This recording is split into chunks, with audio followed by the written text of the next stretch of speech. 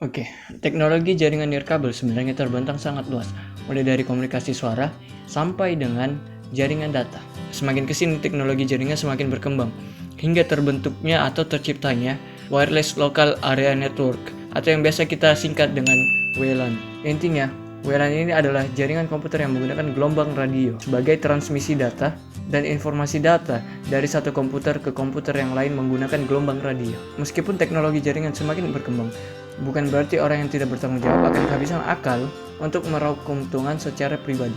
Karena hal itu, ada banyak jenis serangan yang bakalan kita jumpai. Salah satunya yaitu, yang pertama adalah insertion attack, didasari oleh device-device yang tidak berjalan sesuai dengan prosedur yang baku. Misalnya seperti jaringan kita atau menciptakan jaringan wireless yang baru tanpa adanya pengamanan. Yang kedua adalah sebagai jaringan tanpa kabel. Ada kemungkinan terjadinya pemotongan jalur wireless dan si penyerang harus berada pada suatu jangkauan tertentu hingga sampai 300 kaki. Lu bayangin enggak?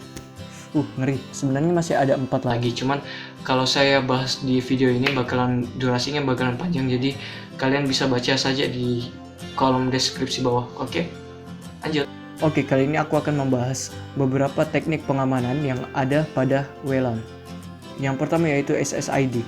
SSID adalah suatu identifikasi terhadap konfigurasi yang memungkinkan klien dapat berkomunikasi dengan access point yang tepat dan menggunakan konfigurasi tertentu. Yang kedua adalah MAC filtering, di mana pada sistem ini menggunakan atau memanfaatkan filtering MAC. Dan yang ketiga adalah web mati P. Dan pembahasan yang terakhir pada video kali ini yaitu mengenai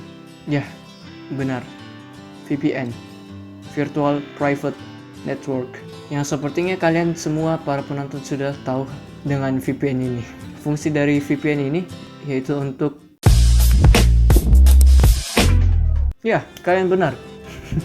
Fungsi dari VPN ini yaitu untuk pengiriman private data antar kantor cabang dan sharing data antara supplier dengan konsumen, atau biasa kita kenal klien.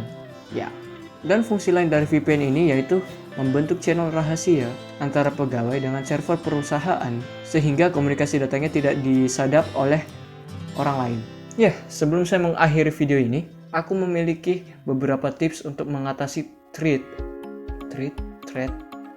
dalam masalah wireless LAN. Intinya ancaman lah.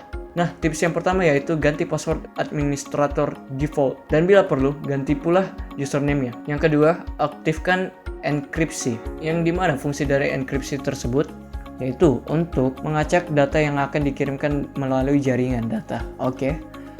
Kalau sudah paham, kita lanjut ke tips yang ketiga. Tips yang ketiga yaitu ganti SSID default-nya juga. Karena suatu vendor biasanya memberikan nama pada suatu access point dengan nama default SSID. Dan lanjutlah ke tips yang terakhir, yaitu aktifkan MAC address filtering. Kenapa? Karena setiap access point akan mencatat MAC address dari suatu perangkat. Oleh sebab itu, tips keempat ini sangat perlu.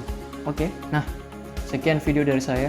Kurang lebihnya mohon dimaafkan Pak. Maaf, ini video hanya seadanya dengan kamera Oppo, kamera HP dengan kamera HP juga, dua kamera HP. Dimana satu perangkat ini itu Oppo F1 Plus dan ini adalah iPhone 5s. Oke. Terima kasih Pak.